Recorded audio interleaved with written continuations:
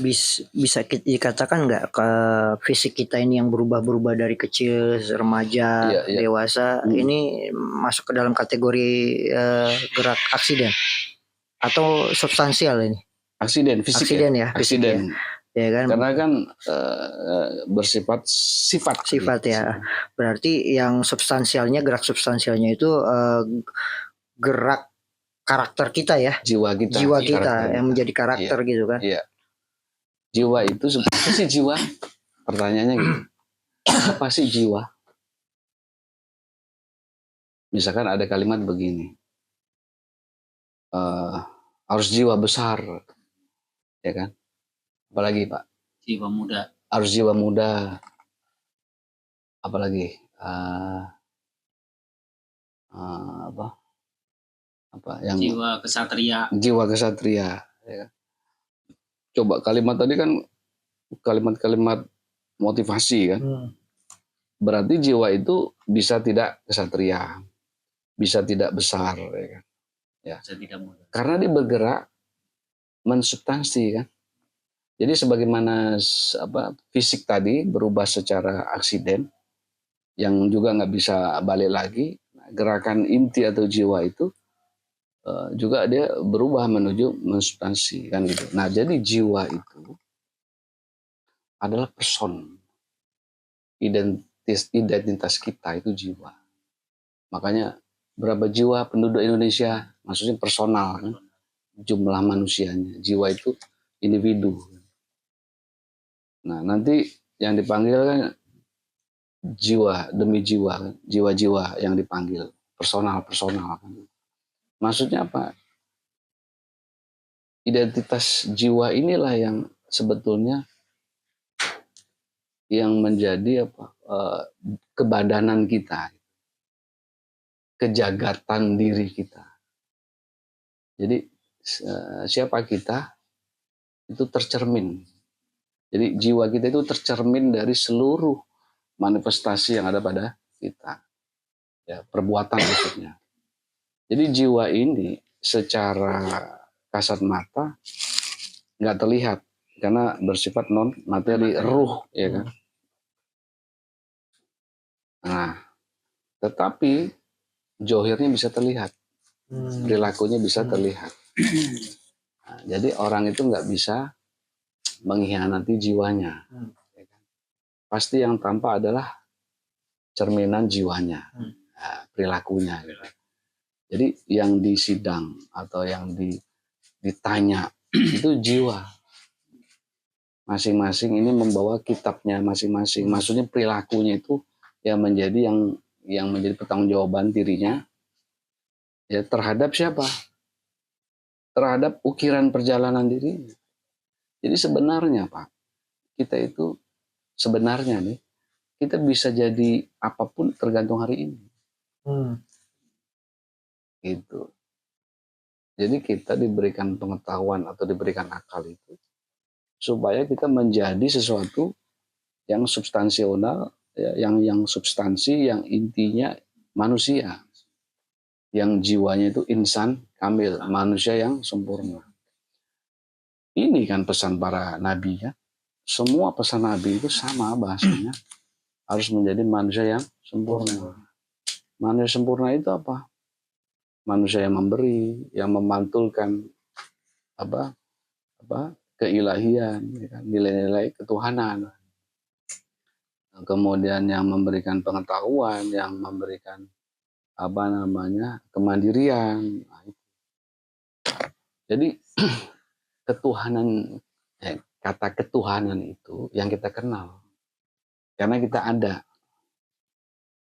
ada ketuhanan di dalam diri. Maka diri itu menyimpan ketuhanan. Diri ini menyimpan ketuhanan. Apa saja ketuhanan itu? Karena ada kata ke dan an pada kata Tuhan, maka itu nilai-nilai luhur tentang Tuhan. Sama dengan misalkan keibuan. Berarti ibu itu sifatnya atau wanita itu sifatnya keibuan. Berarti dia memiliki pribadi atau sifat-sifat keibuan. Pasti positif maknanya kan.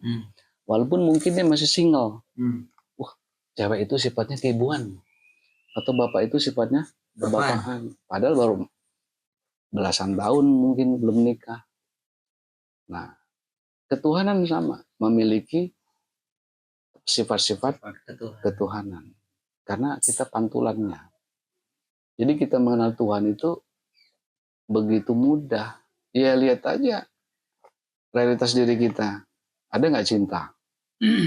Cinta jumlahnya ada berapa?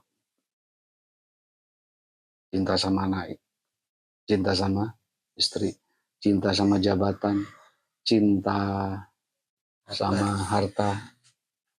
Jadi cinta ada berapa? Tak terbatas. Ya, satu. Benar, terbatas. Karena dia memantul, maka seolah banyak. Cinta anak, cinta istri, ya kan? Padahal cinta itu pada diri sendiri. Nah, diri sendiri. Satu. Gitu. Artinya kita sangat mengenal Tuhan itu karena kita, jiwa ini adalah wadah menyimpan ketuhanan. Tapi bukan yang esa, ya gitu kan. Karena ketuhanan yang Maha Esa itu penekanannya dia yang tunggal, ya kan. Pada dirinya ya. Kepada dirinya, gitu. Karena dia esa, maka memantulkan ketuhanannya. Kepada siapa? Makhluknya. Yaitu manusia dalam konteks ini kita sebagai manusia. Jadi perbuatan ketuhanan itu sebetulnya harus menjadi budaya. Harus menjadi kultur, harus menjadi ekosistem. Harus menjadi basis kehidupan masyarakat. Dimanapun bumi dipijak, langit dijunjung. Sehingga tidak ada kasus-kasus yang, ya maaf kira-kira yang merusak, gitu nggak ada. Tapi karena ketuhanan kita sembunyikan, ya kan? Kita sembunyikan, ya, Tuhan kita sembunyikan itu maksudnya dalam skala diri, itu kita sembunyikan, kita tonjolkan yang lain, yang tiada diadain. Kebanggaan diri, padahal kebanggaan diri itu bukan milik kita, atau kita nggak punya kebanggaan diri sebetulnya. Bagaimana kita punya kebanggaan diri, orang kita nggak kekal. Kita berubah. Contoh, saya punya motor bagus, 5 tahun lagi udah nggak bisa dibanggain. Benar nggak? Rumah baru setahun kemudian, tahun depan dicat, ya kan? Kita juga kita nggak bisa banggain. Nggak bisa. Sekarang mungkin kita jelek. Nanti lebih jelek lagi. Iya. Bukan ganteng ya. Gitu. Soalnya kita tua masanya. Jadi gerak itu pokoknya di situ. Jadi justru kita harus memikirkan gerakan kita ini. Apakah gerakan kita itu gerakan-gerakan ketuhanan? Ya kan? Sehingga ketika dimanifestasikan, maka dia mendapat predikat memiliki jiwa kemanusiaan. Ya kan? Jadi kata ke-an pada akar kata manusia itu juga positif. Cerminan dari ketuhanan. Cerminan ketuhanan. Jadi ketuhanan, kemanusiaan. Makanya Pancasila itu sebetulnya klop. Kalau kita renungi ya sila-silanya itu. Ketuhanan yang Maha Esa, 2, kemanusiaan. Yang adil dan beradab. Ketuhanan berarti kita harus hidupkan jiwa ketuhanan. Ya kan? Yang Maha Esa maksudnya apa? Meniadakan keakuan. Ya, Esa itu sebagai penangkal tidak ada keakuan selain dia. Jadi kata ketuhanan Maha Esa itu sama dengan kalau saya berani katakan selain ada, tiada. Tapi karena dia Esa, memantul, memancar, mengiluminasi. Ya kan? Sehingga Tuhan memancar itu bukan kayak listrik nyala mancar, enggak. Jadi dia begitu dia memancar itu nggak ada jarak Pak dengan kita. Ketuhanan Esa di sini ada, ya kan? Kan gitu. Nah, gitu kan. Seperti cahaya matahari dengan sinarnya gitu ya. Itu persis. Tidak ada jarak. Tidak ada jarak. Coba gimana jaraknya? Nggak ada kan? Jadi ketika kita bicara Tuhan itu pembicaraan satu-satunya yang paling real. Karena sedang membicarakan yang tunggal, yang esa. Kita hanya disuruh memanifestasi ketuhanan.